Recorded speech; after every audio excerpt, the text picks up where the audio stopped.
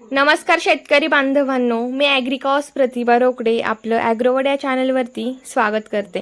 तर शेतकरी बांधवांनो, सध्या पावसाळ्याला सुरुवात बऱ्यापैकी झालेली आहे आणि आता मेमध्येच पाऊस सुरू झालेला आहे। तर भरपूर शेतकऱ्यांची लगबग सुरू झालेली आहे कापूस पिकाची लागवड करण्याची।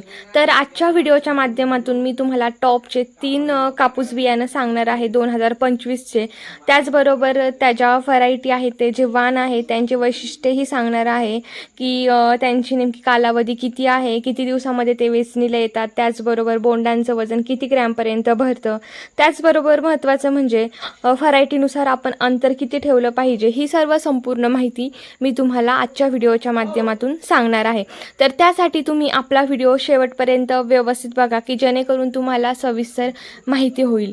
त्याचबरोबर जर तुमचे इतर पिकांबद्दलही काही प्रश्न असतील तर तुम्ही मला कमेंटद्वारे विचारू शकता, नक्कीच यावरती मी तुम्हाला मार्गदर्शन करेल। तर चला आपण व्हिडिओला सुरुवात करूयात।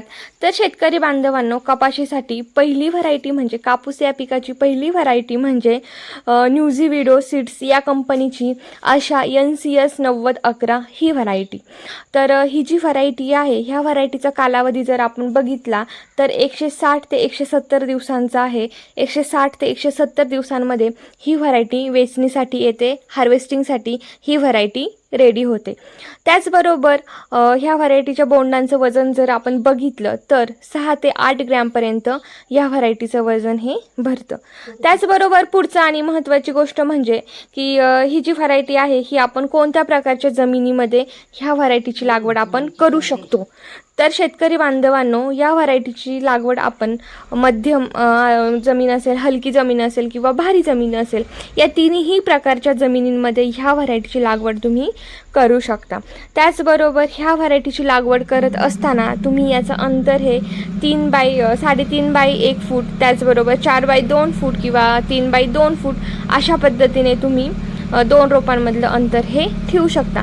तर आता अंतर हे वेगवेगळं का ठेवायचं व्हरायटीनुसार, तर प्रत्येक व्हरायटीनुसार जर आपण बघितलं तर झाडांची साईज असेल किंवा उंची असेल ही वेगवेगळी असते। त्याचबरोबर 2 फांद्यांमधलं अंतर असेल म्हणजे 2 पेऱ्यांमधलं अंतर असेल, फुटवा असेल, हा प्रत्येक व्हरायटीनुसार वेगवेगळा असतो। तर यासाठी आपल्याला व्हरायटीनुसार अंतर हे ठेवणं गरजेचं आहे। तर ही झाली पहिली व्हरायटी म्हणजे न्यूझी विडो सीड्स या कंपनीच्या आशा NCS 9011 ही व्हरायटी। यानंतर शेतकरी बांधवांनो, दुसऱ्या क्रमांकाची व्हरायटी म्हणजे तुलसी सीड्स या कंपनीची कबड्डी ही व्हरायटी। तर ही जी व्हरायटी आहे, ह्या व्हरायटीचा हार्वेस्टिंगचा कालावधी म्हणजेच वेचणीचा कालावधी जर आपण बघितला तर 145 ते 160 दिवसांच्या दरम्यानचा आहे। ह्या दरम्यान ही व्हरायटी हार्वेस्टिंगसाठी रेडी होते। त्याचबरोबर याचे बाजारभाव जर बघितले तर खूप छान प्रकारे बाजारभाव आपल्याला ह्या व्हरायटीचे मिळतात आणि एकदम उच्च क्वालिटीचा कपाशी आपल्याला ह्या व्हरायटीपासून मिळते। तर तुलसी सीड्सची कबड्डी ही व्हरायटी तुम्ही घेऊ शकता।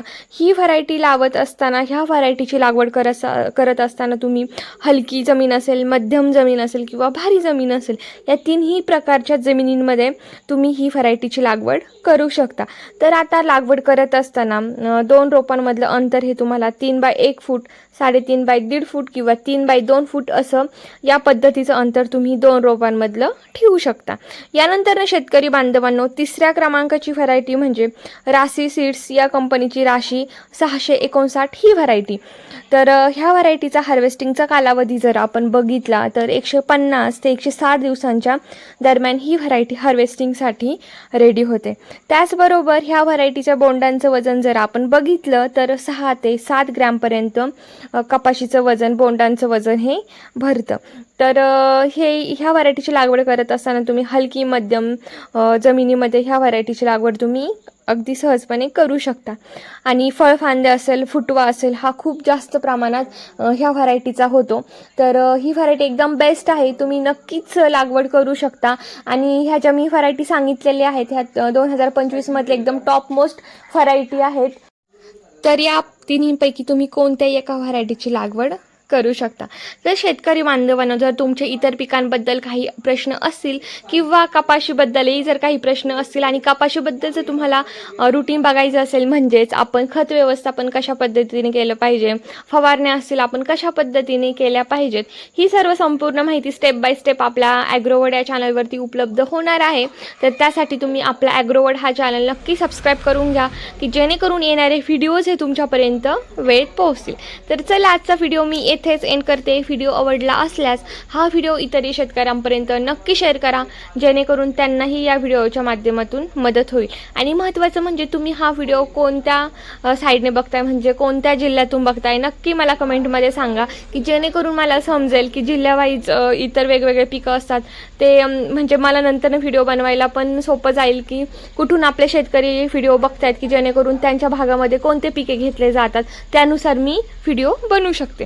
तर चला, आजचा व्हिडिओ मी येथे स्टॉप करते. हा व्हिडिओ इतर शेतकऱ्यांपर्यंत नक्की शेअर करा.